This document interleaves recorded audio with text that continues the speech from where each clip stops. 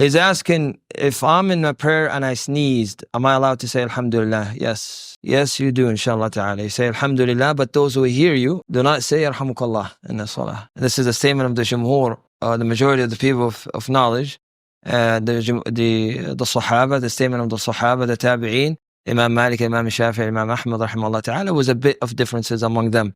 But he who sneezes, he says Alhamdulillah, and he who hears him says nothing. You're in the prayer when you're in the salah. Because a Sahabi did it, a companion did it. And the Prophet ﷺ, after the prayer, told him the matter of the prayer, nothing from the regular speech of the people or talk of the people is allowed within the prayer. It's praising Allah, glorifying Him, and gratifying Him, subhanahu wa ta'ala.